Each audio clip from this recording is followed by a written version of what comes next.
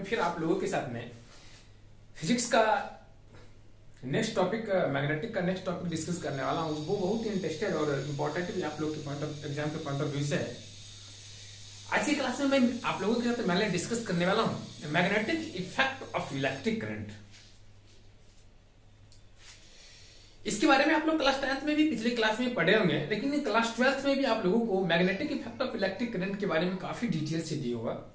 उस क्लास में आप लोग बस सिंपल एक ऑस्टेड का एक्सपेरिमेंट पढ़े होंगे और उससे रिलेटेड एक दो Fleming's law, left hand thumb rule and right hand thumb rule, ये दो लॉ पढ़े होंगे और एम्पियर्स लॉ था। इतना ही चीज आप लोग क्लास 10th में पढ़े होंगे, बट वहां पे मैंने रूप से एज ए स्टेटमेंट हम लोग पढ़ते थे। और यहाँ पे हम लोग जो इसका डिस्कस करेंगे थोड़ा मैथमेटिकली रूप से हम लोग इसका डिस्कस करेंगे और इसका क्या एप्लीकेशन है काफी डिटेल में हम लोग डिस्कस करेंगे। तो चलते हैं हम लोग अपने टॉपिक की तरफ है। जैसा कि आप लोग जानते होंगे ऑस्टेड एक्सपेरिमेंट को, Oersted is the first scientist who showed that electric current produces magnetic effect। Electric current जो है वो मैग्नेटिक इफेक्ट को प्रोड्यूस करता है। उन्होंने क्या किया, एक वायर लेकर के इससे इलेक्ट्रिक करंट फॉलो किया। इससे क्या किया, एक वायर लेकर के इलेक्ट्रिक करंट फॉलो किए और उन्होंने क्या किया, एक नीडल इनके पास में रखा। एक नीडल इनके पास में रखा तो उन्होंने देखा कि जब इलेक्ट्रिक करंट फॉलो कर रहे थे और नीडल को उसके नियर में जब रखा गया तो नीडल में कुछ डिफ्लेक्शन हो गया।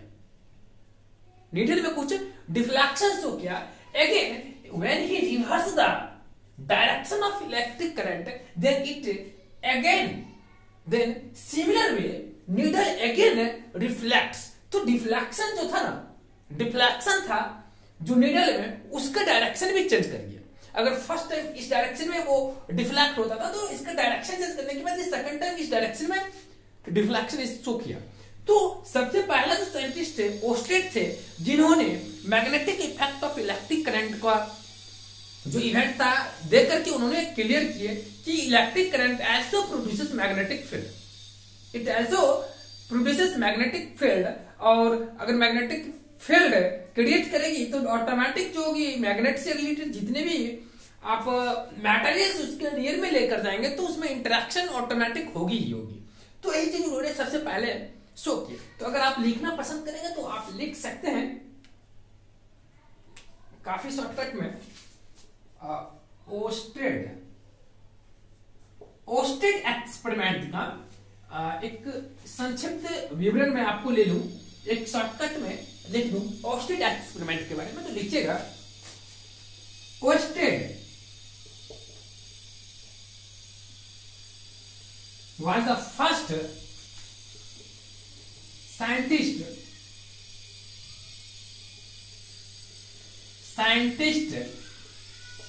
who showed that a current carrying conductor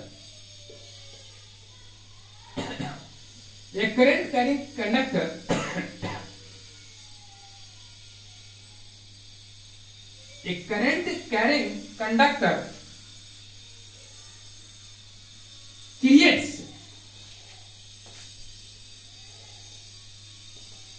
magnetic field. तो ऑस्टेड जो थे वो फर्स्ट साइंटिस्ट थे जिन्होंने शो किया कि करंट कैरिंग कंडक्टर, कहने का मतलब अगर आप कोई कंडक्टर लेते हैं जिसमें आप इलेक्ट्रिक करंट को फॉलो करा रहे हैं तो वो डेफिनेटली रूप से वो मैग्नेटिक फील्ड को वो नियर में क्या करेगा, क्रिएट करेगा। तो for this he takes needle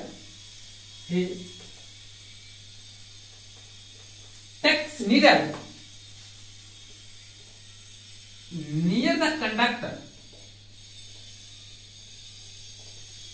gets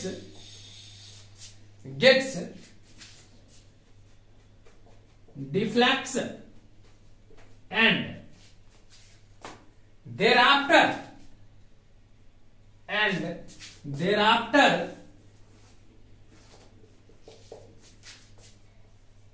reverse the direction of current, thereafter reverse the direction of current, thereafter reverse the direction of current, thereafter reverse the direction of current, deflection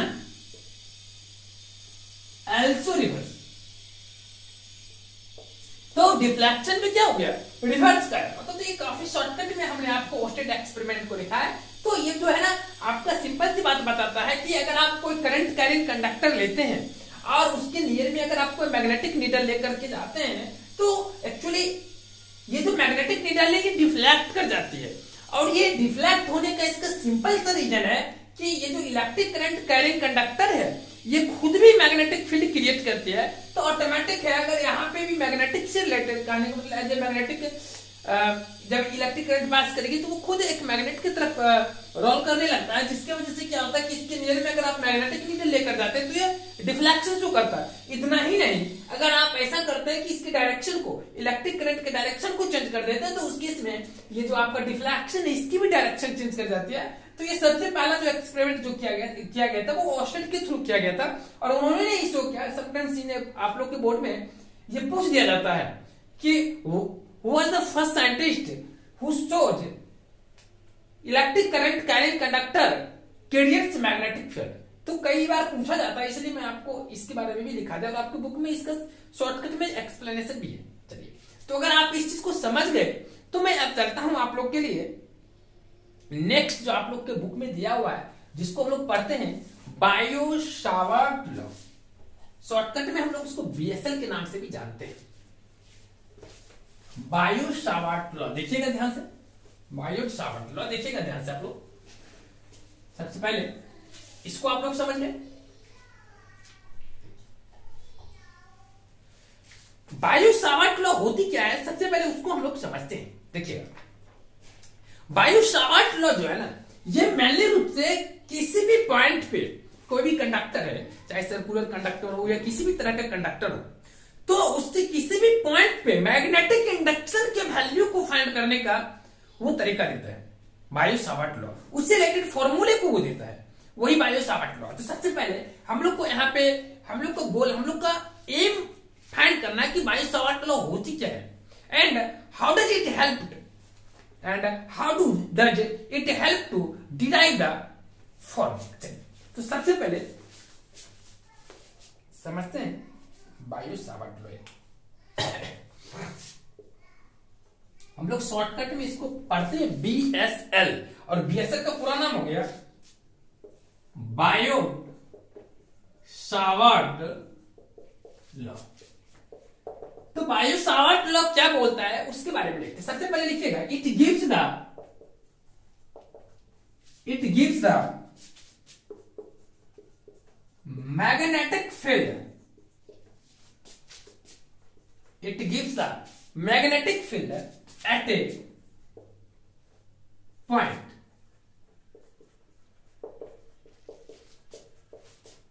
due to a current। तो किसी भी point पे यह जो है आपका Biot-Savart law current की वजह से कितना मैग्नेटिक फील्ड होगा ये चीज हम लोग को देती है बायो-सावर्ट लॉ। समझ गए? तो सबसे पहले हम लोग समझते हैं। देखिएगा, तो मान लीजिए कि ये आपका कोई पथ है, ठीक, ये कोई आपका कंडक्टर है, ठीक, जस्ट लाइक पथ की तरह, और इसके किसी भी पॉइंट पे, जैसे मान लीजिए इससे इलेक्ट्रिक करंट आपका पास हो रहा है आई, इससे क्या पास हो रहा है आई, इलेक्ट्रिक करंट पास हो रहा है, ठीक। मान लीजिए किसी भी पॉइंट पे आपको फाइंड करना है, मान लीजिए कि आपका यहाँ पर कोई पॉइंट, इस पॉइंट को ले लेते हैं। देखिए हमने आपको क्या बताया, it gives the magnetic field at a point due to a current. तो करंट के वजह से एट अ पॉइंट पे कितना मैग्नेटिक फील्ड होगा ये चीज हम लोग को बताता है। तो हम क्या किए, मान लीजिए कि आपका ये कोई इस डायरेक्शन में इलेक्ट्रिक करंट फॉलो कर रहा है, ठीक। अब यहाँ पे क्या है कि एक पर्टिकुलर पॉइंट पे मान लीजिए, यहाँ पे भी लिखा गया, सॉरी, यहाँ पे मान लीजिए कि कोई इसके पर्टिकुलर कोई आपका पर्टिकुलर पॉइंट है, इस पॉइंट पे आपका डेफिनेटली रूप से इस डायरेक्शन में मान लीजिए कि आइडियल, ये आपका आइडियल का मतलब हो गया एलिमेंट्री करंट हो जाता है। क्योंकि अगर आपका आई करंट है एक पॉइंट पे, कोई मान लीजिए पूरे सर्कुलर वायर में अगर आपका आई करंट है, तो एट ए पॉइंट पे इस जो एलिमेंट्री पार्ट लिए हैं कुछ ना कुछ तो लेंथ होगा। इसका जो लेंथ है ना वो इसके एल को डायरेक्शन को, वो उसके एलिमेंट्री पार्ट को डीएल शो करता है। पूरे कंडक्टर के एक स्मॉलर लेंथ को जो होता है ना एलिमेंट्री लेंथ को हम लोग डीएल से डिनोट करते हैं, इसलिए हमने डीएल लिखा। और हम मान लेते हैं कि इसका जो आपका कोई पॉइंट जो पी आप लेते हैं यहाँ, वो पोजीशन वेक्टर आर पे लाई करता है। ठीक, यहाँ पे क्या कोई पॉइंट पी जो कि यहाँ पे लाई कर रहा है पी पे। ठीक, तो हम लोगों को निकालना क्या है, ध्यान दीजिएगा, देन लिखना है the magnetic field,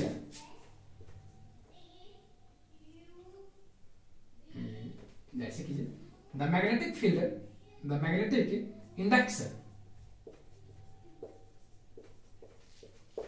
the magnetic field, ये इंडक्शन पे देखिए कोई दिक्कत नहीं, एक ही बात है,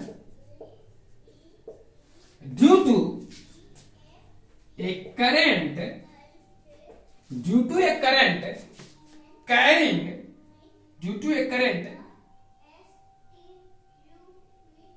एलिमेंट्री करंट लिखिएगा, sorry, due to a current, due to a current element,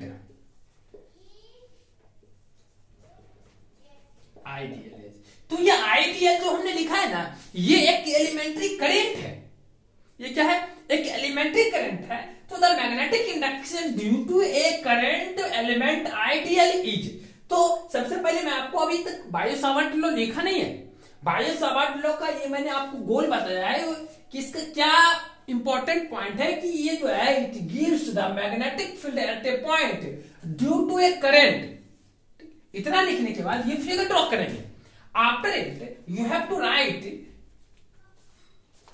magnetic field. तो आप जैसे मान लीजिए कि हमने एलिमेंट्री करंट आइडियल लिया है, चलिए एलिमेंट्री करंट आइडियल, तो उस केस में जो आपका मैग्नेटिक फील्ड है, सॉरी मैग्नेटिक फील्ड या मैग्नेटिक इंडक्शन, जिसको अगर हम डीएल मान लीजिए कि मैग्नेटिक इंडक्शन को हम डीबी से सूचित कर दिए, ठीक, तो मैग्नेटिक इंडक्शन जो डीबी है, इंपॉर्टेंट बहुत ध्यान से सुनिएगा आप लोग, कि ये जो मैग्नेटिक इंडक्शन जो डीबी है due to a elementary current I dl that will be dB directly proportional to elementary current. तो यहाँ आइडियल जो हो गया आपका एलिमेंट्री करंट हो गया, तो यहाँ पे मैग्नेटिक इंडक्शन जो होता है इसके डायरेक्टली प्रोपोर्शनल टू हो जाता है, and it is also inversely proportional to the square of the distance between them.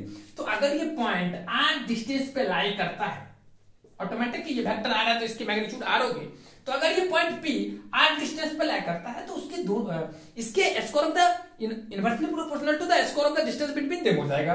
फिर थर्ड पॉइंट आता है directly proportional to sine theta, where theta is the angle between elementary current and position vector of that point with respect to any arbitrary point of a conductor. तो ये जो हुआ अब हुआ ये आपका बायो-सावर्ट का कंप्लीट लॉ। तो अगर आपके एग्जाम में सिंपली 2 मार्क्स में पूछे कि write the Biot-Savart law, then you have to write whole expression.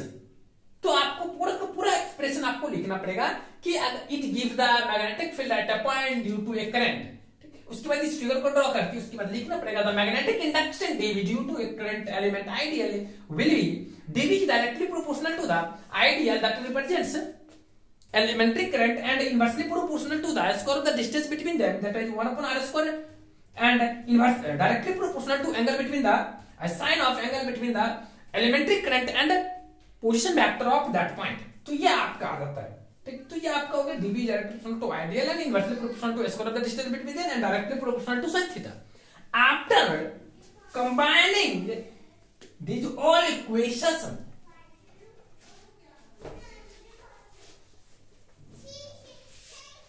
अगर आप इसके सारे इक्वेशन को कंबाइन कर देंगे तो आप क्या ऑब्जर्व करेंगे कि dV is directly proportional to ideal sin theta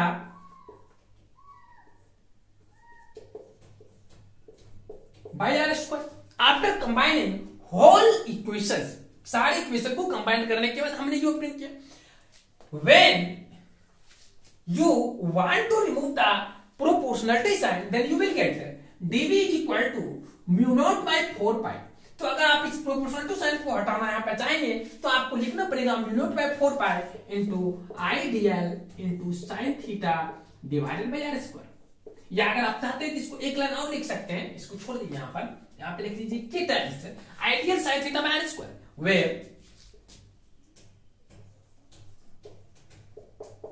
के is a proportionality constant. Proportionality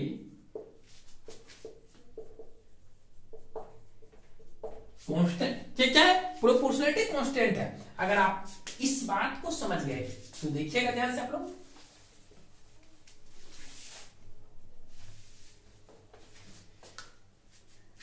so dv is equal to mu naught by 4 pi into I dl sine theta divided by are square. तो उस case में आप यहाँ पे जो आपका dv आएगा वो आ जाएगा mu not by 4 pi into I dl sine theta by are square.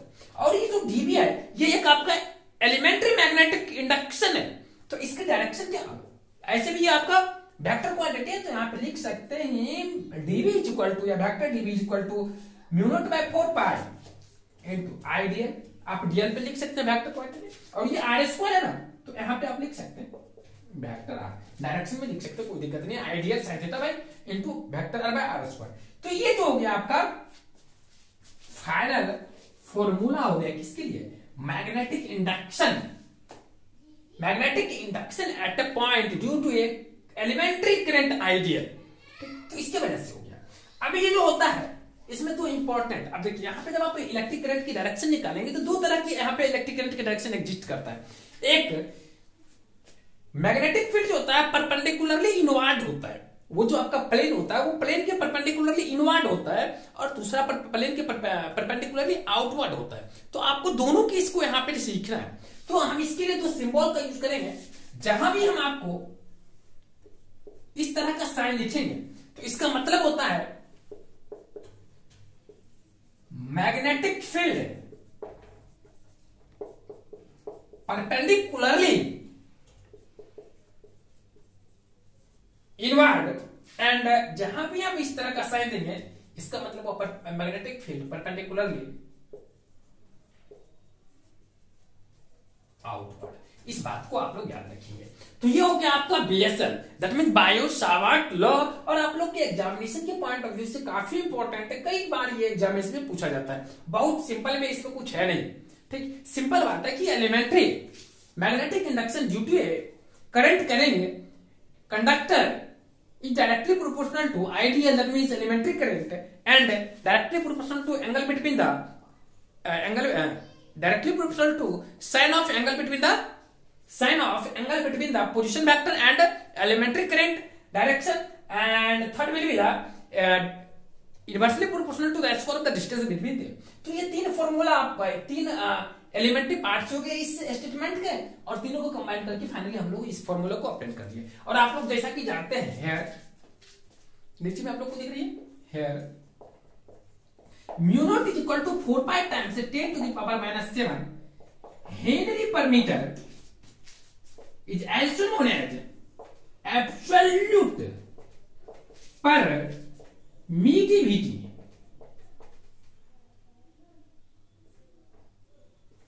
Of free space. Permeability of free space, यहाँ पे परमिएबिलिटी है, याद रखिएगा। परमिटिविटी तो आपका इलेक्ट्रोस्टैटिक में चले जाता है, यहाँ पर ये परमिएबिलिटी है, याद रखेंगे आप लोग। तो यहाँ पे जो हो गया ये mu naught is equal to 4 pi into 10 to the power -7 is equal to absolute permeability of free space हो गया। और फाइनली आप यहाँ तक अप्लाई कर लिए फॉर्मूला। समटाइम्स आपके बोर्ड में ये भी पूछता है ऐसा यूनिट ऑफ म्यू नॉट, तो रिमेंबर इसको आपको याद रखना है कि mu naught is equal to 4 pi into 10 to the power -7 henry पर मीटर होता है, एच मींस हेनरी होता है। चलिए अब हम लोग लेते हैं नेक्स्ट थ्योरेटिकल पोर्शन का। नेक्स्ट थ्योरेटिकल पोर्शन है आपका मैग्नेटिक इंडक्शन। नेक्स्ट आपका पार्ट है magnetic induction at the centre of circular wire. क्या है?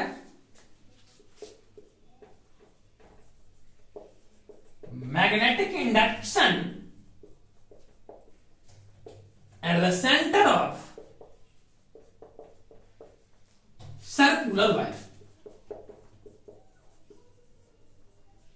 तो अब हम कहीं भी मैग्नेटिक इंडक्शन को फाइंड करेंगे तो डेफिनेटली रूप से हम लोग क्या करेंगे कि बायो-सावर्ट लॉ के थ्रू से जो हम लोगों ने मैथमेटिकल एक्सप्रेशन ऑब्टेन किए इसका हर जगह हम लोग इस्तेमाल करेंगे।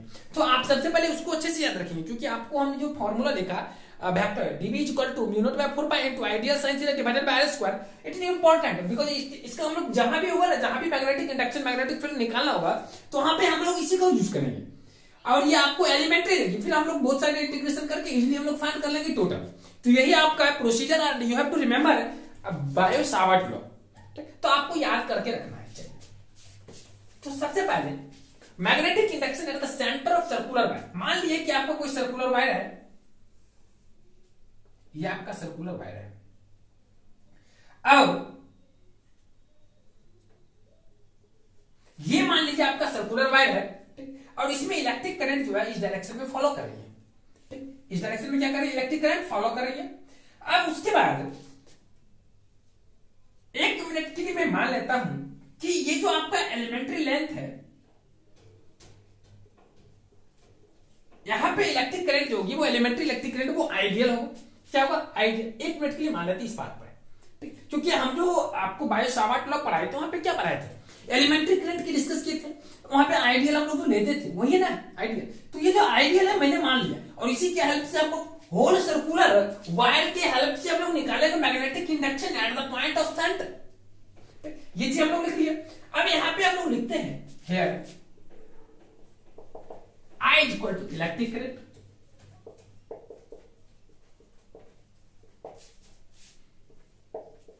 A is equal to radius of the circular wire, A is equal to radius of the circular wire। ये जो हो गया आपका, ये क्या हो गया, radius of the circular wire हो गया। अब हमें क्या करना है कि इस मैग्नेटिक इस सर्कुलर वायर जो है इसके हेल्प से at the point of centre of इस circular wire you have to find the magnetic induction.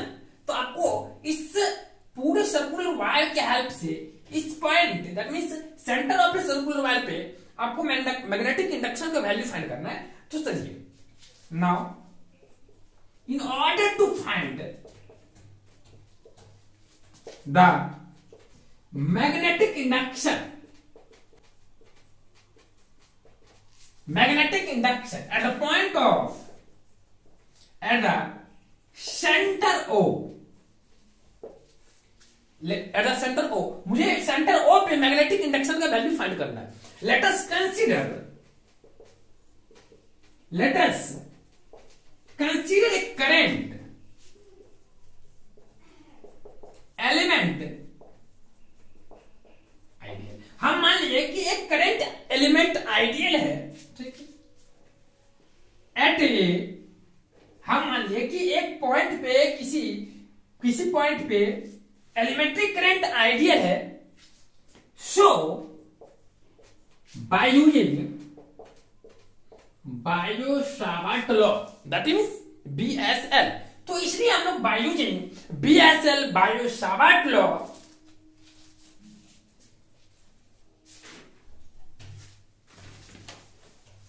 so by using Biot Savart law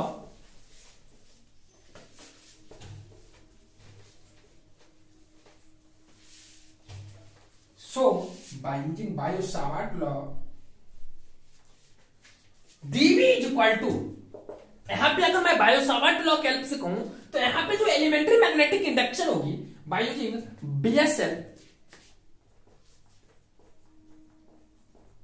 magnetic induction dV, that will be dV is equal to mu naught by 4 pi into ideal by r square। here we have to take a square। हम लोग यहाँ पे जो radius से distance कितना है, a square into sin pi by 2। हम लोगों ने यहाँ पे एंगल जो लिया है वो पाई बाय 2 लिया है, क्योंकि यहाँ पे जो है आपका यहाँ पे जो आपका इलेक्ट्रिक करंट का जो डायरेक्शन होगा यहाँ पे टेंजेंशियल होगा। किसी भी पॉइंट पे लेंगे तो आपको इलेक्ट्रिक करंट का डायरेक्शन टेंजेंशियल होगा, and it always makes 90 degree angle between the radius of circle and tangent. किसी भी पॉइंट पे आपका angle between the radius and tangent जो होगा वो 90 डिग्री होगा, इसलिए हमने एंगल कितना लिया, पाई by 2।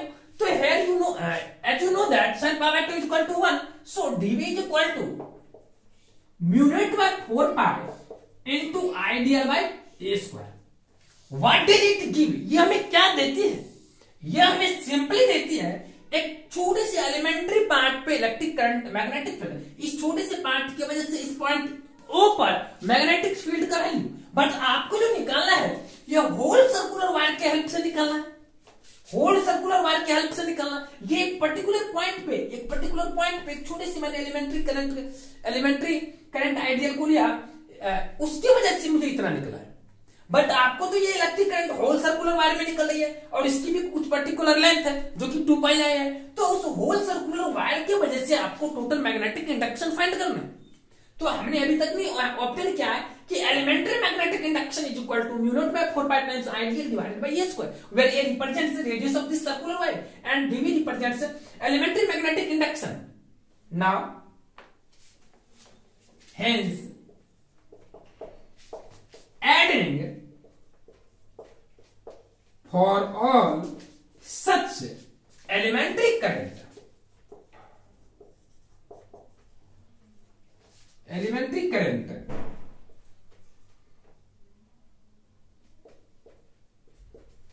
the total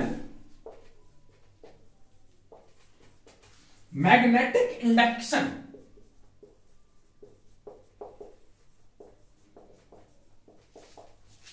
at the center will be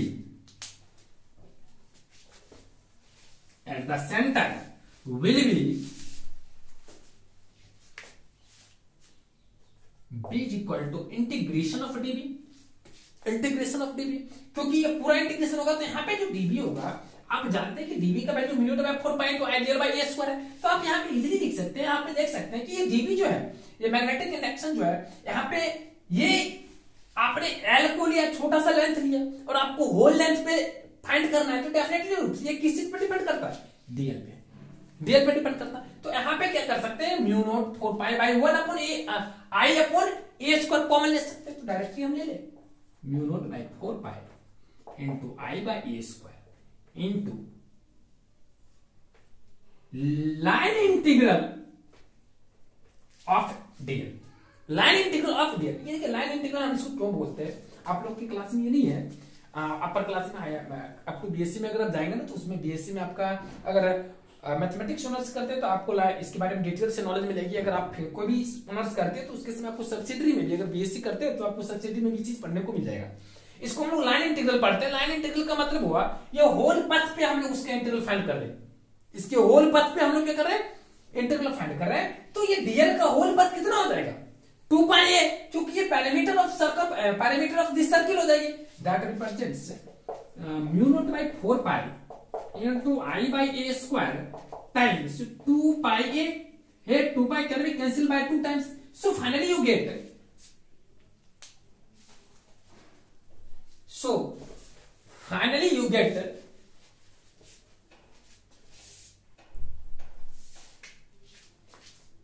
b is equal to mu not by 2 times, a से यहां ए टाइम्स कट जाएगा, mu not by 2 into I by ए।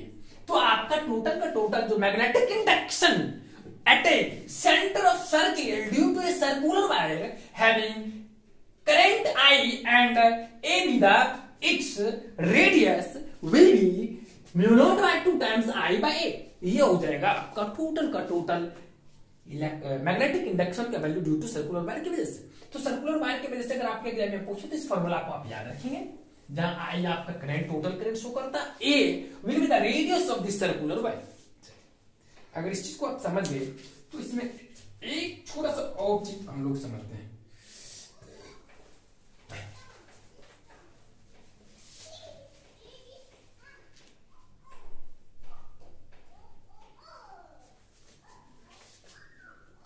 ये हो गया आपका सर्कुलर वायर। क्या हो गया, circular wire. As you know that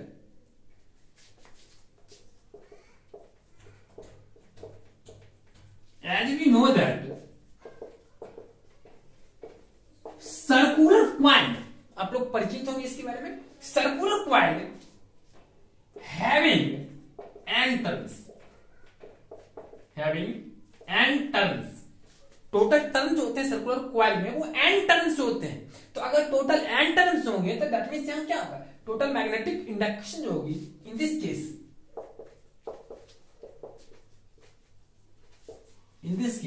magnetic induction is equal to mu not by 2 into I into A times N.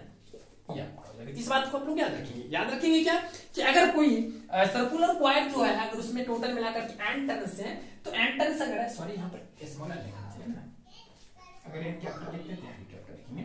तो अगर सर्कुलर कॉइल में ऐसे तो आपका याद रखेंगे इस इंपॉर्टेंट बात को, अगर सिंपल सर्कुलर वाइल है, एक सर्कुलर वाइल है तो उसमें आपका mu not by 2 into I by ए हो जाएगी।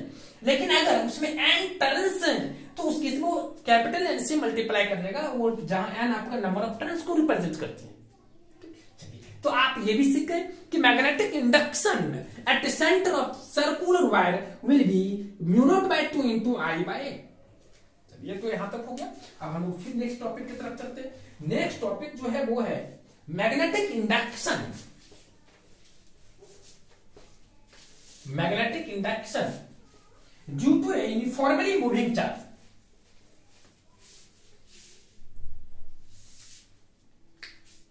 टॉपिक क्या है, मैग्नेटिक इंडक्शन। नेक्स्ट टॉपिक हम लोग का है magnetic induction due to a moving uniformly charge. इसका मतलब यह हुआ कि अगर कोई चार्ज यूनिफॉर्मली मूव करती है किसी मैग्नेटिक फील्ड में, यूनिफॉर्मली चार्ज अगर कोई मूव करती है तो उस चार्ज की वजह से वो जो यूनिफॉर्मली मूव कर रही है उस चार्ज की वजह से कितना मैग्नेटिक इंडक्शन क्रिएट होगी। तो यहाँ पे तो क्लियर है ना कि इलेक्ट्रिक करंट का मतलब ही होता है कि continuous flow of electron, that means यहाँ पे चार्ज ही हो जाता है, यहाँ पे तो चार्ज का मतलब इलेक्ट्रॉन ही हो जाता है। तो इस केस में आपका कितना होगा मैग्नेटिक इंडक्शन, इसका डिस्कस करना है। चलिए तो फर्स्ट ऑफ ऑल हम लोग क्या करते हैं, एक रफ फिगर डॉग बनाते हैं। देखिए हमने क्या किया कि कोई मान लीजिए आपका जो चार्ज जो है इस पे आपका इस पथ पे मूव कर रहा है यूनिफॉर्मली एक पर्टिकुलर डायरेक्शन में, ये चार्ज आपका मूव कर रहा है एक पर्टिकुलर पॉइंट से। मान लीजिए कि मुझे किसी पर्टिकुलर पॉइंट पे फाइंड करना है magnetic induction due to moving uniformly charge. तो ये जो आपका चार्ज फॉलो कर रहा है ये लाइन पे, इसकी वजह से मान लीजिए इस पॉइंट पे हमें क्या करना है, फाइंड करना है कि मैग्नेटिक इंडक्शन का वैल्यू क्या है। तो मान लीजिए इस ऑरिजिन से इसकी पोजीशन वेक्टर आ रहा है मान लीजिए, तो डेफिनेटली इसकी डिस्टेंस आप आर कहेंगे, कोई दिक्कत नहीं होगी। इसको मान लीजिए ओ, और आप ऐसा करें ये जो चार्ज मूव कर रही है इस तरह से मूव कर रही है, समझ गए। तो आपका चार्ज इस तरह से मूव कर रही है और पी जो है वो रिक्वायर्ड पॉइंट है जहां पे आपको मैग्नेटिक इंडक्शन फाइंड करना है। तो यहाँ पे आप लोग क्या बोलेंगे, हेयर इसकी जो वेलोसिटी है वी वेलोसिटी से मूव कर रही है, इस बात को भी आप लोग याद रखेंगे। चलिए तो यहाँ पे लिखेंगे Q is equal to charge, ज्यादा हम लोग लैंग्वेज नहीं लिखेंगे, V represents velocity of charge in order to, क्या मेरा टारगेट है वो चीज हम लोग लिख लेते हैं ताकि हम लोग बाद में समझ सके। In order to find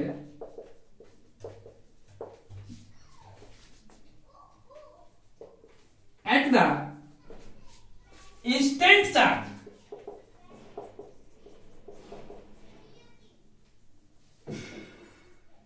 in order to find, अच्छा sorry,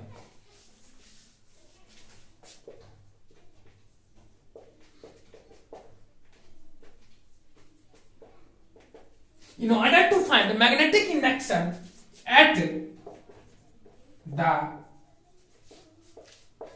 instant the charge plus Q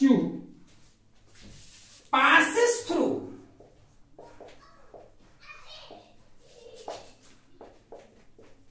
the point P। तो हमने क्या किया कि जब यह चार्ज आपका भी वेलोसिटी से यूनिफॉर्मली मूव करते तो कभी ना कभी पॉइंट पी से भी पास करती होगी। तो हमने मान लिया कि हम लोग को जो फाइंड करना है वो इंस्टेंटेनियस, हमने मान लिया कि किसी पर्टिकुलर पॉइंट टाइम में जो होगा किसी पर्टिकुलर टाइम में वो पी पे होगा। तो इस केस में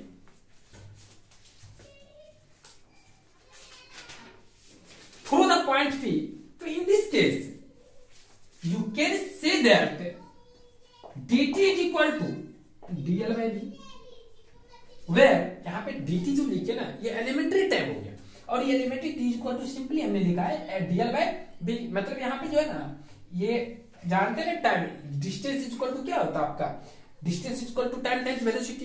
तो यहाँ पे ये dl डिस्टेंस हो गया और टाइम t इनटू v जो हो गया आपका क्या हो गया t into v, dl equal to t into v, तो t मींस क्या हो गया dl बाई v। सिंपल ये है कि समय बराबर जिसको हिंदी में बोलते हैं time equal to distance by velocity, वो फॉर्मूला हमने यहाँ पे लिखा है। तो यहाँ पे आप लिख सकते हैं the small time dt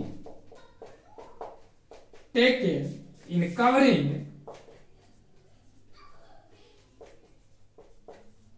the elementary, नीचे में आप लोग को दिख रही है डिस्टेंस डी।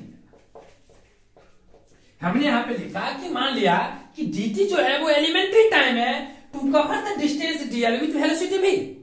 अगर आप इस बात को समझ गए तो मैं थोड़ा सा एक सेंटेंस और लिखता हूं आप लोगों के लिए जिसके बारे में आप लोग अच्छे से जानते हैं। देखिएगा तो आप देख रहे हैं किस तरह से हम लोग सारे फॉर्मूला को ओपन कर रहे हैं। तो distance dl, as you know that current जो होगा वो I बाई dt होगा, आराम से बोल सकते हैं q by dt, I equal to q by dt होगा, क्योंकि आप लोग जानते हैं वो q बराबर it होता है, नीचे क्लास में ही पढ़े होंगे q equal to it। q जहां पे चार्ज है, I आपका इलेक्ट्रिक करंट है, t आपका टाइम है, तो q बराबर it, it is also equal to n times c।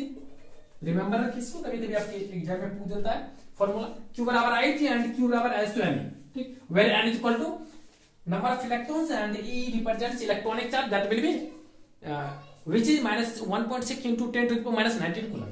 तो यहाँ पे आप जानते हैं कि I is equal to Q by small q by dt होता है। अगर I is equal to Q by dt होता है तो आपने dt का वैल्यू dl by v निकाला है। तो after putting the value of dt in this equation you get I is equal to Q by dt, that means dl by v, you can get dl by v। So finally you get IDL is equal to Q times v। आप लोग यहाँ से क्या option किया कि ideal is equal to q times v। और आप लोग यह भी जानते हैं, ध्यान से देखिएगा, इसको रख ले। अगर आप यहां तक समझ गए, अगर इसमें हम एक छोटा सा काम कर लेंगे, देखिएगा अगर इसमें ऐसा करें id is equal to q by dt into v into dt कर ले, तो कोई दिक्कत नहीं आप लोगों को। मैंने कुछ नहीं किया, dt से मल्टीप्लाई कर लिया। अगर इतना करने के बाद हम यहाँ पे जानते हैं, सॉरी ये काहे लिख दिया,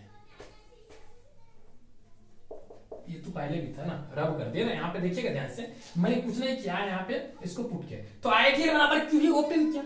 और आइडियल जो होता है आपका एलिमेंट्री मैग्नेटिक इंडक्शन होता है। तो यहाँ पे आइडियल बराबर आप लोग कह सकते हैं using BSN, Biot-Savart law, you can say that magnetic induction is equal to mu naught by 4 pi into ideal by ideal into sin theta by r square। आराम से आप बोल सकते हैं ideal into sine theta by R square. और आप जानते हैं कि आइडियल का वैल्यू q इंटू भी दिया हुआ है, तो आप यहाँ पे लिख सकते हैं, क्या लिख सकते हैं, mu naught by 4 pi into ideal, ideal का वैल्यू कितना है q इंटू भी, तो आप यहाँ पे लिख सकते हैं q भी sine theta by R square. क्या लिख सकते हैं, q भी sine theta by R square. कुछ भी मैंने नहीं किया, यहाँ पे आइडियल की जगह पे q टाइम्स भी लिख दिया मैंने सिर्फ। तो यहाँ पे क्या आपने ऑप्शन किया कि dv is equal to mu naught by 4 pi into q भी sine theta by R square. तो ये जो हो गया आपका सिंपली, आप इसको यहाँ पे लेंगे, जैसा कि जानते हैं कि v आपका मैं क्या कहते हैं वेक्टर क्वांटिटी वेलोसिटी, r भी आपका पोजीशन वेक्टर, ये भी वेक्टर क्वांटिटी आता है। तो आप यहाँ पे फाइनली कर सकते हैं कि आप इस v पे क्या लिख सकते हैं, आप इस v पॉइंट पे लिख सकते हैं वेक्टर का साइन, एरो का साइन। तो आप यहाँ पे कर सकते हैं कि dv जो हो गया ना आपका mu not by 4 pi into q times vector v into sine theta into vector r divided by r square. ये आपका सिंपल फॉर्मूला होता है किसके लिए, magnetic induction due to a moving uniformly charge. तो ये आपका फॉर्मूला, ये सब एग्जाम में बहुत कम पूछा जाता है, उतना ज्यादा इंपॉर्टेंट है नहीं। देखिएगा, अब हम लोग नेक्स्ट टॉपिक लेते हैं, वो चीज समझिएगा। नेक्स्ट टॉपिक है magnetic induction due to a state conductor carrying a current. देखिएगा टॉपिक क्या, टॉपिक है मेरा magnetic induction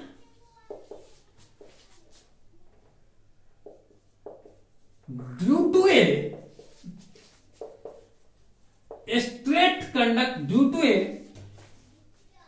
straight conductor carrying a current. तो ये आपका टॉपिक है कि magnetic induction due to a state conductor carrying a current क्या होगा। अगर कोई कंडक्टर आपका स्टेट है तो उस केस में उसके वजह से कितना इलेक्ट्रिक करंट होगा, इसका हम लोग को फॉर्मूला निकालना। देखिएगा सिंपली, बहुत ही सिंपल है। सबसे पहले हम मान लेते हैं कि कोई आपका कंडक्टर यहाँ पे हमने मान लिया, इसकी लेंथ हम मान लिए 1 मिनट के लिए x है, क्या इसकी लेंथ हम मान लिए x है। अब एक पॉइंट हम यहाँ पे आर्बिट्रेरी ले लेते हैं जिसका नाम मैंने P ले लिया। ठीक, इस पॉइंट P की परपेंडिकुलर डिस्टेंस जो यहां से वो आपका D है, क्या परपेंडिकुलर डिस्टेंस D हमने मान लिया। तो उस केस में इसको इस पॉइंट से हमने इसको मिला दिया। इस पॉइंट से मिलाने के बाद इसको हम क्या किए, थोड़ा सा हल्का आगे इधर भी बढ़ा लेते हैं, और उसके बाद हम क्या करते हैं, थोड़ा सा आगे सॉरी ये तो सही है, और इस एंगल को हम मान लिए कि आपका ये एंगल अगर आपका अल्फा है और ये डिस्टेंस आपका डी है, और इसको थोड़ा सा हम आगे एक्सटेंड कर लेते हैं। उसके बाद फिर पॉइंट को इससे मिला कर लेते हैं। ये मिलाने का वजह मैं आपको बताऊंगा क्या है रीजन। देखिए, इसको अल्फा और इसको हम बीटा मान लेते हैं, और इसको हम थीटा मान लेते हैं। अगर ये मेरा अल्फा है, मेरा बीटा, ये थीटा है, तो इसको आप पाई माइनस थीटा आराम से कर सकते हैं लीनियर पे से। मेरा क्या होगा, पाई माइनस थीटा हो गया। और मान लीजिए कि ये छोटा सा एलिमेंट्री लेंथ हम यहाँ पर ले लिए, इसको हम कर सकते हैं dx, क्योंकि ये पूरा लेंथ मेरा dx है, x है, तो इसके एलिमेंट्री लेंथ को हम लोग को dx लिखने में कोई दिक्कत नहीं होगा। अगर ये चीज आप लोग समझ गए तो देखिए, इस कंडक्टर की वजह से जो कि करंट I कंटेन करता है, इस पॉइंट P पे कितना मैग्नेटिक इंडक्शन होगा ये हम लोगों को फाइंड करना है। तो हम लोग कैसे करेंगे, तो सबसे पहले जो भी इंफॉर्मेशन हमें दिया हुआ उस चीज को हम लोग लिख लेते हैं। Here I represents current, D represents perpendicular distance from a straight conductor to the point। तो उस पॉइंट से, उस स्ट्रेट कंडक्टर से परपेंडिकुलर डिस्टेंस जो होती है वो आपको स्मॉल डी रिप्रेजेंट करती है। चलिए, अगर ये समझ गए, in order to find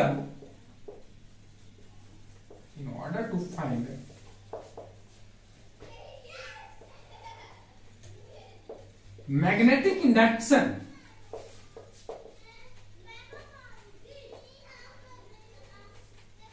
eight P, तो हमें क्या करना है, इस स्टेट कंडक्टर जो है, जो आई करंट को कंस्टिट्यूट करता है, इसकी वजह से एट अ पॉइंट पी पे मैग्नेटिक इंडक्शन को फाइंड करना है। तो in order to find magnetic induction at P, let us consider elementary length dl of the conductor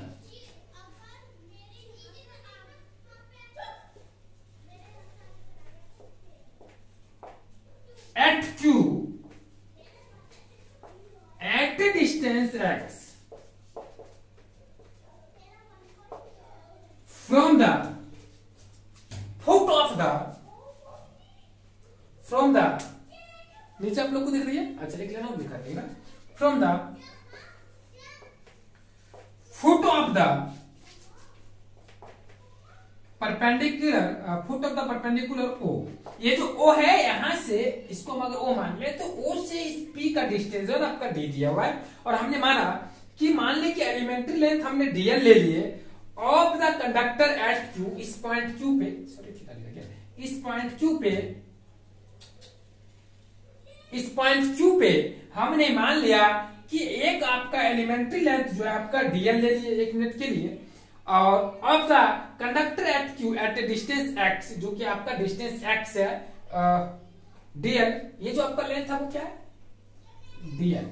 और इंपॉर्टेंट बात यह है कि in order to find magnetic induction at P let us consider elementary length DL. Elementary length पूरा आपका conductor का length DL है, तो इसका एलिमेंट्री पार्ट को हम डीएल माने, सॉरी डीएक्स लिखा गया था, शुरू में एक्स मांगा, सपोज कर लेते।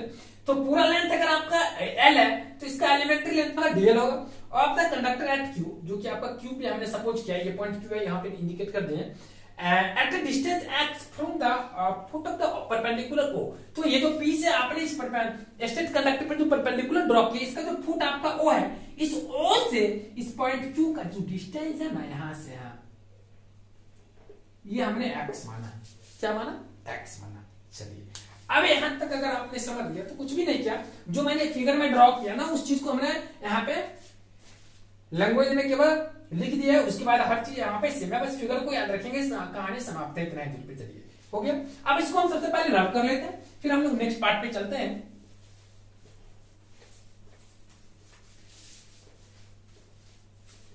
इसको अगर हम रब कर लिए तो हम देखिएगा, यूजिंग बीएसएल लॉ, अगर हम इस पॉइंट पी पे इस एलिमेंट्री, ये जो एलिमेंट्री चार्ट, ये एलिमेंट्री डीएल जो लेंथ है, इसकी वजह से अगर हम पॉइंट पी पे मैग्नेटिक इंडक्शन का वैल्यू निकालना चाहेंगे तो क्या कर सकते हैं, तो लिख सकते हैं आप यहां पे मैग्नेटिक इंडक्शन, मैग्नेटिक इंडक्शन, इसको आप इस एंगल को थीटा भी मान लीजिए, ये क्यों है, ये theta. Magnetic induction at P, यहां पे लिख लीजिएगा ऊपर में, यूजिंग बीएसएल, ठीक है, Biot Savart law, magnetic induction at P due to dx। अगर आप dx के वजह से, ये अगर आप इस लेंथ को dx मान लेते हैं, क्योंकि देखिए आपने o से q तक, फिर हमने यहां लिख दिया, इसको x मानिएगा, सॉरी क्या मानिएगा, इसको x मानिएगा, और यहाँ पे जो मैंने लैंग्वेज में लिखा था ना dl, उसको भी dx ही लिख दीजिएगा, सही रहेगा। क्योंकि देखिए हम इसे x वाले पार्ट का यहाँ o से q तक का डिस्टेंस x है, और ox का एक एलिमेंट्री पार्ट लिया, वैसे dl मानने में भी कुछ ज्यादा नहीं है, फिर हम लोग को सिंबल बदलना पड़ जाएगा। तो यहाँ पे हमने, यहाँ पे सीधी सी बात है ना कि ओ क्यू को हमने x माना है, तो इसके एलिमेंट्री पार्ट को हम लोग को dx मानना पड़ेगा। अगर इस पूरे लेंथ के कंपेयर में करेंगे तो dl लिखने में कुछ नहीं आता है, बट मुझे ox को हमने x माना है, इसलिए मैं इसको dx मान दिए, समझिए। तो आप लोग क्या रखेंगे, हमने वहां पे लैंग्वेज में dl देखा, उसको भी आप dx कर देंगे, ठीक। तो यहाँ पे लिखा magnetic induction at P due to dx will be dv, that will be mu naught by 4 pi into I dx। अगर dl आता तो I dl into sin theta, और यहाँ पे sin theta by r square करने में कोई दिक्कत नहीं हो जाएगी।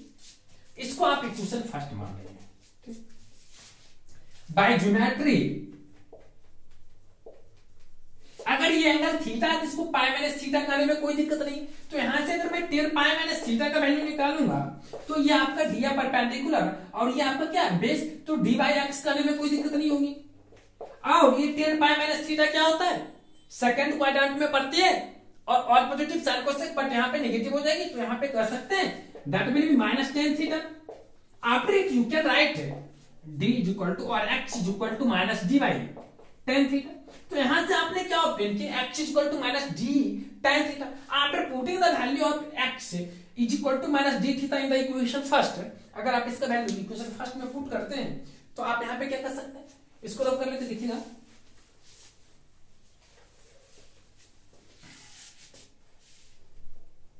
अच्छा ये आ गया। सबसे पहले हम क्या करते हैं कि dx equal to minus tan minus D divided by tan theta आ गया।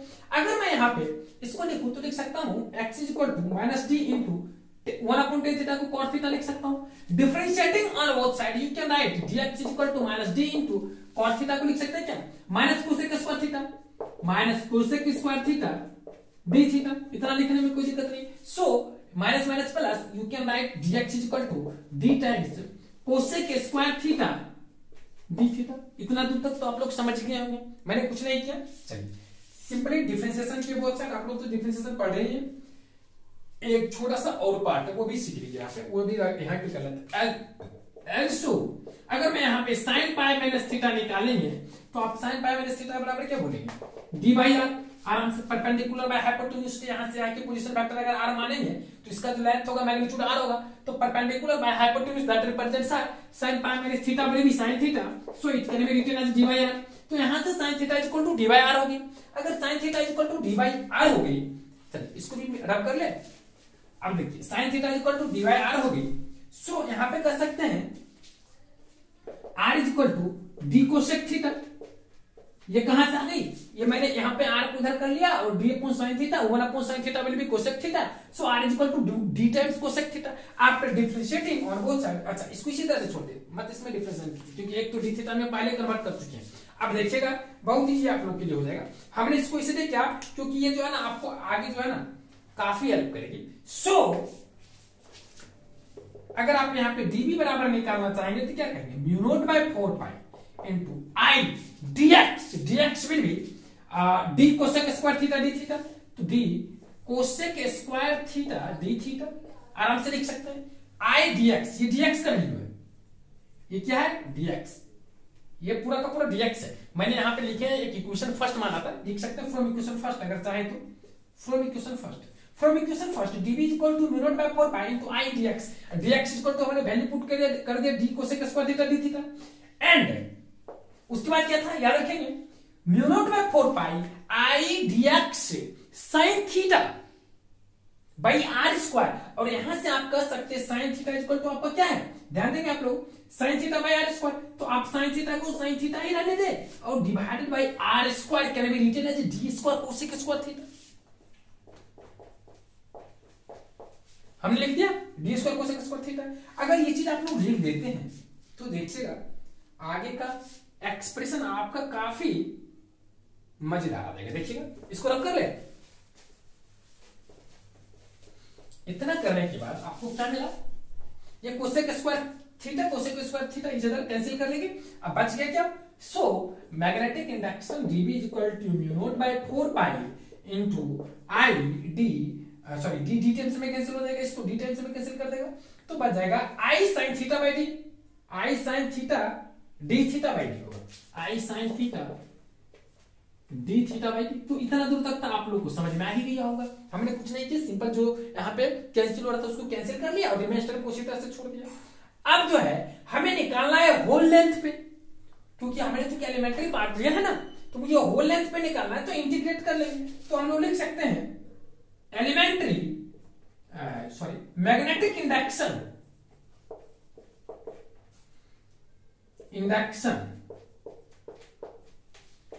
Due to whole wire.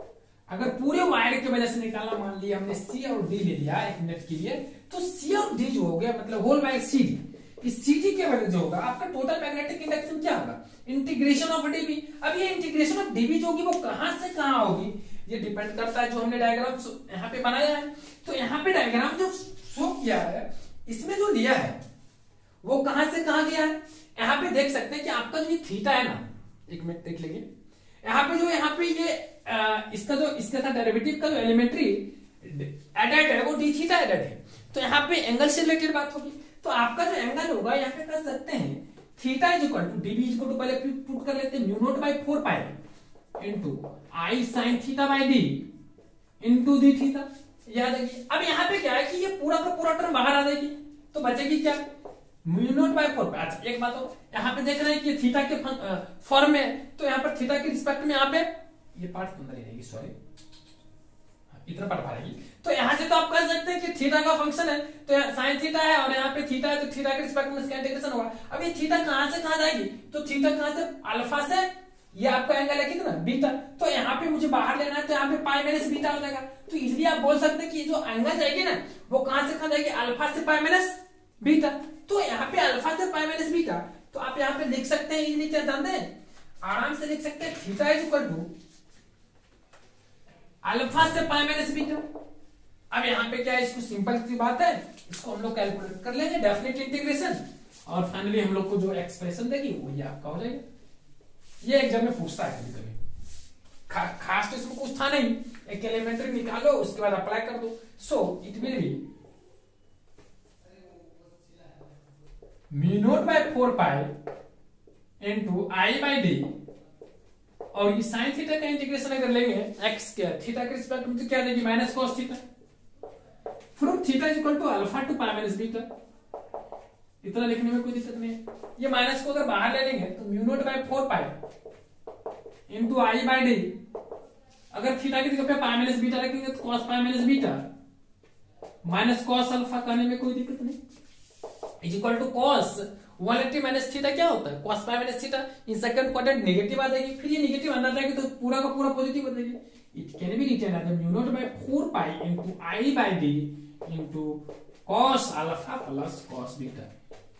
ये कैसे है अल्फा और बीटा आप लोग समझ रहे हैं, यहाँ पे कुछ मैंने नहीं किया, ये माइनस को इसके अंदर किया तो प्लस हो गया, ये ऑलरेडी माइनस है, इसको कॉस पाई माइनस बीटा बराबर होता है माइनस कॉस बीटा, तो कॉस में minus cos beta minus times हो जाएगा तो क्या होगा cos beta. So you can write total magnetic induction due to state conductor due to total magnetic induction due to a state conductor carrying electric current I is equal to mu naught by 4 pi into I by D into cos alpha plus cos beta, where alpha and beta represents angle between the extreme point of conductors to the point, जो point आपका जिसमें निकालना magnetic induction उसका आपका extreme point को अगर उस origin से निकालते हैं, ओरिजिन से मिलाते हैं, तो उस केस में जो आपके दोनों एक्सट्रीम पॉइंट पे जो एंगल बनती है अल्फा एंड बीटा वो कॉस अल्फा और कॉस बीटा है। तो so you can write total magnetic induction is equal to mu not by 4 pi into I by D into cos alpha plus cos beta. ये आपका expression हो गया। अगर इस चीज को समझ गए तो देखिएगा ना, इसको रब कर ले, इस चीज को रब करते हैं और इसके बाद यह क्या mu not by 4 pi into I plus mu not by 4 pi into I by D into cos alpha plus cos beta, ये आ गया। अब इसमें थोड़ा सा अगर हमें चेंज कर ले, देखिएगा अगर मान लीजिए इस कंडक्टर में इस तरह से था ना, ये मेरा एंगल अल्फा था, ये मेरा एंगल बीटा था, और यहां से परपेंडिकुलर डिस्टेंस हमने डी मान लिया, तो अगर देखिए यहाँ पे अल्फा है तो इसको आप लिख सकते हैं पाई में, ये आपका 90 डिग्री है तो इसको आप कह सकते हैं क्या पाई बाय 2 माइनस अल्फा, और पाई बाय 2 माइनस अल्फा को अगर हम थीटा 1 मान लिया और इसको हम कह सकते हैं ये 90 डिग्री है तो ये ऑटोमेटिक हो जाएगी पाई बाय 2 माइनस बीटा। अगर इसको हम थीटा 2 मान ले तो यहाँ पे आप यह भी बोल सकते हैं कि टोटल मैग्नेटिक इंडक्शन जो है mu not by 4 pi into I by D, क्या है I by D into cos alpha, क्या है कॉस अल्फा। तो कॉस अल्फा को अगर आप लिख सकते हैं, देखिएगा ध्यान से, कॉस अल्फा को अगर कॉस अल्फा है तो कॉस अल्फा को लिख सकते हैं sine pi by 2 minus alpha, तो sine pi by 2 minus alpha, that means ये जो alpha pi by 2 minus alpha है इसी एंगल का ना है, तो यहाँ पे उसी तरह से यहाँ पे कर सकते हैं। और यहाँ पे एक टर्म था कॉस बीटा, तो कॉस बीटा को लिख सकते हैं sine pi by 2 minus beta. तो यहाँ पे ये कर सकते हैं कि यहाँ पे जो हमने cos alpha plus cos beta लिखे हैं it can be transformed into, इसको हम लोग ट्रांसफॉर्म कर सकते हैं mu not by 4 pi times I by d into cos alpha can be replaced by pi by 2 minus alpha, that means sin pi by 2 minus alpha plus cos beta, beta can be transform by pi by 2 minus beta and sin pi by 2 minus beta. ये हो गया आपका। फिर sign के form में भी इसको आप लिख सकते हैं। अब जैसा कि मैंने पाई बाय 2 माइनस अल्फा को हमने मान लिया है theta 1 and pi by 2 minus beta को हमने theta 2, so you can replace it again by theta 1 by and theta 2, so you can write total magnetic induction will be I by d times sine theta 1 plus theta 2, sine theta 1 plus sine theta 2। तो ये जो हो गया ना, अगर आपको कभी कभी क्या होता है ना कि आपका जो एक्सट्रीम पॉइंट पे जो ये एंगल दे देता है, ये एंगल दे देता है, तो इस केस में आपको समझना पड़ेगा कि अगर ये दोनों का आपका वर्टेक्स पर का एंगल दे दे individually alpha 1 and alpha 2, then you can express in sine form, तो आप उसको साइन के फॉर्म में इजीली एक्सप्रेस कर सकते हैं। तो कभी कभी बोर्ड में क्या करता है ना, ये प्रूफ करके ये दे देता है तो बच्चा कंफ्यूज कर देता है, हमने तो ये फॉर्मूला पढ़ा है, ये कहां से, तो कुछ भी चेंजिंग नहीं है, थोड़ी सी चेंजिंग है इसमें। अगर ये एंगल दे देता हो तो कॉस के फॉर्म में, और ये एंगल दे देता तो आपका साइन के फॉर्म में आ जाएगी, क्योंकि यहाँ पे 90 डिग्री है, ये बीटा है तो पाई by 2 minus beta which is simply support theta 2 and in case of alpha you have right here pi by 2 minus alpha and that will be theta 1. After it becomes very simple, इसके बाद ये बहुत ही simple हो जाता। तो finally आपने जो यहाँ पर ऑब्टेन किया, ये जो एक्सप्रेशन क्या ऑब्टेन किया कि आपका टोटल मैग्नेटिक इंडक्शन जो आप अगर साइन के फॉर्म में चाहे तो साइन के फॉर्म में लिख सकते हैं, कॉस के फॉर्म में चाहे तो कॉस के फॉर्म में भी लिख सकते हैं। चलिए, तो ये दोनों आ गया। अब जो है इसी का कुछ स्पेशल केस वगैरह है उसको हम डिस्कस करते हैं, क्योंकि स्पेशल केस में क्या है कि स्ट्रेट कैरिंग कंडक्टर को अगर सीधे ना तो उसी में बहुत सारा स्पेशल केस आता है, ठीक उसी तरह से जिस तरह से इलेक्ट्रोस्टैटिक्स में आता था। तो वो स्पेशल केस क्या है देखिएगा आप लोग ध्यान से, एक मिनट पेन का लीड सूख गया। देखिएगा स्पेशल केस में आता क्या है, सबसे पहला आता है फॉर ए ऑब्जेक्टिव में पूछता, बहुत इंपॉर्टेंट आप लोग ध्यान से सीखिए, लॉन्ग कंडक्टर। अगर ये कंडक्टर काफी बड़ी हो जाएगी तो ये काफी बड़ी हो जाने के बाद अगर ये पॉइंट आपका P है तो ये क्या है, जैसे कि मान लीजिए ये आपका परपेंडिकुलर डिस्टेंस डी है। अब यहाँ पे ये एंगल है अल्फा और ये एंगल है आपका बीटा। अब ये धीरे धीरे बहुत दूर जा रही है क्योंकि कंडक्टर काफी बड़ा है, तो उस केस में क्या होगा कि alpha can be supposed as beta, तो उस केस में आप अल्फा को बीटा कह सकते हैं क्योंकि काफी दूर जा रही है। तो उस केस में आप कह सकते हैं कि हेड जो ये काफी दोनों दूर जा रही है, तो इस केस में जब ये दूर जाएगी तो धीरे धीरे क्या होगा, ये धीरे धीरे बढ़ते जाएगा, इस तरह से बढ़ते जाएगा, इस तरह से ये बढ़ते जाएगा बढ़ते जाएगा। तो आप देख रहे हैं कि धीरे धीरे क्या हो जाएगा, ये क्या हो जाएगा, प्लेन हो जाएगी, परपेंडिकुलर हो जाएगी, इसके पैरेलल हो जाएगी। तो इस पैरेलल के केस में क्या होगा, एंगल क्या होगा, 0 डिग्री हो जाएगा। तो in case of for a long conductor alpha and beta, similarly आप बीटा को भी समझ सकते हैं इस तरह से, क्या रफली विल बी 0। अगर ये 0 हो जाता है तो beta is equal to total magnetic induction mu not by 4 pi into I by t into cos alpha plus cos beta निकाले हैं फॉर्मूला। यहाँ पे अल्फा बराबर 0 और बीटा बराबर 0 करेंगे तो cos 0 प्लस cos 0, यहाँ पर एक बार प्रूव लिख लेंगे, चलिए हम लिख देते हैं cos अल्फा cos बीटा। तो यहाँ पे लिख सकते हैं mu not by 4 pi into I by d into 1 cos alpha का वैल्यू 0 रखेंगे तो 1 प्लस फिर cos बीटा का 1 करेंगे तो 1, ये टोटल मिलाकर के 2 आ जाएगा। तो इसको टोटल हम 2 लिख देंगे और 2 से ये 2 टाइम्स में आ जाएगा तो टोटल फॉर्मूला आ जाएगा mu not by 2 pi into I by d. ये किस केस में आ जाएगा, ये तभी होगा जब ये आपका कंडक्टर काफी लॉन्ग होगा, इनकेस आपका अल्फा एंड बीटा रफली मिल भी 0 हो जाएगी। अगर इस बात को आप लोग समझ गए तो अब फिर हम इसी में एक दूसरा स्पेशल केस लेते हैं। दूसरा स्पेशल केस है for a point lie very closely to the conductor. अगर वह पॉइंट कंडक्टर के काफी क्लोज लाई करेगा,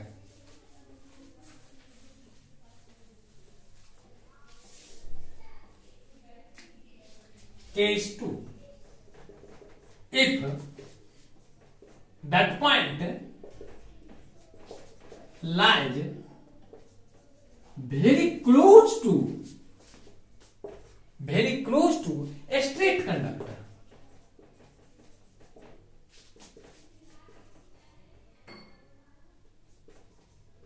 fine, मतलब यहाँ पे very close to a straight conductor lies fine, very fine close to straight conductor, मतलब स्पष्ट रूप से आपका हो। जैसे मान लीजिए अगर ये काफी इसके, जैसे मान लीजिए देखिएगा ध्यान से, यहाँ पे जैसा कि जानते हैं इस तरह से हमने एक्सप्रेशन निकाला था, ये आपका अल्फा सॉरी इसको हमने बीटा माना था, इसको हमने अल्फा माना था, ये 90 डिग्री था, ये डी डिस्टेंस था, ये पॉइंट पी था, ये आपका कोई कंडक्टर एल था।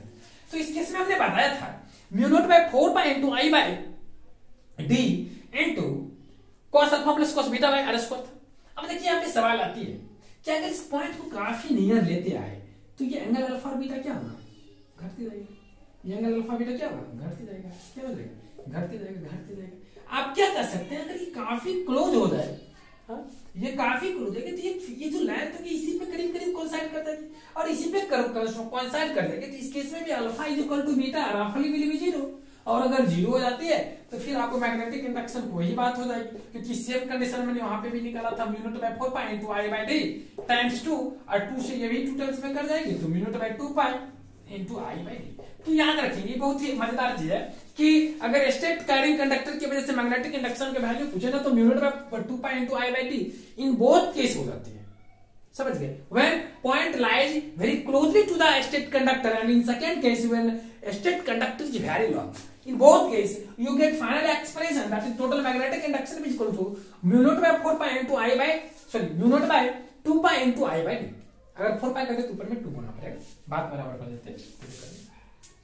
तो ये हो गया। अब यहां तक अगर आप समझ गए तो अब हम लोग क्या करेंगे, नेक्स्ट क्लास में डिस्कस करेंगे द पॉइंट इज सिचुएटेड। अच्छा इसमें एक केस और है, इस केस को डिस्कस कर लेते हैं, तब जाकर के हम लोग नेक्स्ट कंसेप्ट का डिस्कस करेंगे। देखिएगा पहले तो एक केस है, वो है when, case third, when the point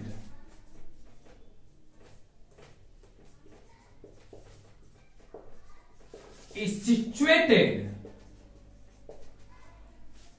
one end, when the point is situated at one end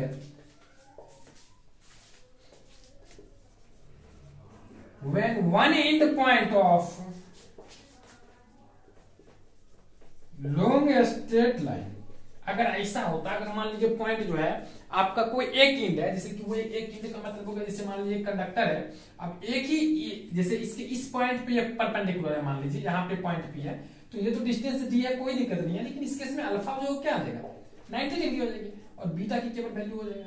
मे भी ऐसा भी हो सकता है कि ये बीटा पे परपेंडिकुलर हो जाए, अगर ये बीटा पे परपेंडिकुलर हो जाएगा तो ये आपका बीटा बराबर 90 डिग्री हो जाएगी और यहाँ पे क्या हो जाएगा, इसकी कुछ वैल्यू, ये तो आपका डी हो जाएगा और ये आपका क्या हो जाएगा अल्फा बराबर, ये आपका एंगल अल्फा हो जाएगी। तो इस दोनों केस में क्या होगा, तो अगर यहाँ पे इस केस की बात करते हैं तो अगर दो केस लिए, एक वो केस जब आपका अल्फा बराबर 90 डिग्री और बीटा का कुछ पर्टिकुलर वैल्यू है, और वो केस जब बीटा बराबर 90 डिग्री जब अल्फा का कोई पर्टिकुलर वैल्यू है, तो इस केस में आपका क्या है, सिंपली हम mu not by 4 pi into I by d into cos alpha cos 90 that will be 0 plus cos beta, direct हम cos बीटा लिख देंगे। cos अल्फा को हमने नहीं लिखा क्योंकि cos अल्फा लिखेंगे तो cos अल्फा क्या हो जाएगा आपका cos 90 डिग्री हो जाएगा। फिर इस केस में अगर चलेंगे तो b equal to mu not by 4 pi into I by d into cos alpha और ये cos प्लस cos बीटा, तो cos beta cos 90 that will be 0, so you can simply write cos alpha. तो यहां से हम लोग क्या करते हैं, मल्टीप्लिकेशन के फॉर्म में cos अल्फा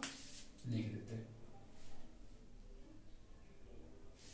तो ये जो हो गया आपका, इसका 3 डिफरेंट केसेस हो गए जिसके बारे में आपको मैंने डिस्कस किया काफी डिटेल्स से। चलिए, तो ये जो मैंने केसेस डिस्कस किया ना, ये आप लोग के एग्जाम के लिए बहुत इंपॉर्टेंट है, ऑब्जेक्टिव में ये बहुत बार पूछा जाता है, और चाहे सीबीएसई हो या कोई भी बोर्ड हो, सब सारे बोर्ड में ये पूछा जाता है। ठीक, तो अब हम लोग जो है ना नेक्स्ट क्लास में फिर डिस्कस करेंगे नेक्स्ट टॉपिक के बारे में।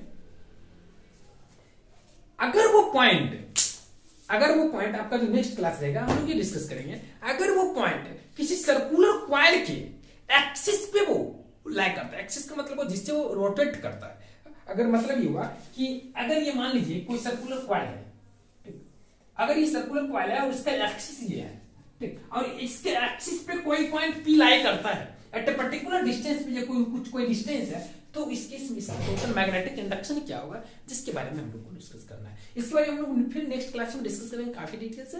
आज का क्लास इसी पे हम लोग समाप्त कर लेते हैं, फिर हम लोग नेक्स्ट क्लास में डिस्कस करेंगे। तो आप लोग को बस करना क्या ना कि जितना हम पढ़ाते हैं ना, बस उसको क्या करना है कि आपको रिकवर कर लेना है, ठीक, उसको रिकवर करने के बाद फॉर्मूला आपको अच्छे से रिमेंबर कर लेना, फिर हम इसका न्यूमेरिकल वगैरह भी आपको एक्स्ट्रा क्लास देकर के करेंगे। तो पहले तो हम थ्योरेटिकल पोर्शन का कंप्लीटली डिस्कशन कर लेते हैं, फिर हम 1 बाय 1 इन शॉर्ट फॉर्म में हम फॉर्मूला का डिस्कस करेंगे, साथ ही साथ हम लोग डिस्कस करेंगे उसके न्यूमेरिकल्स के बारे में। चलिए, इसी के साथ आज का क्लास हम लोग समाप्त करते हैं। Thanks all of you, bye.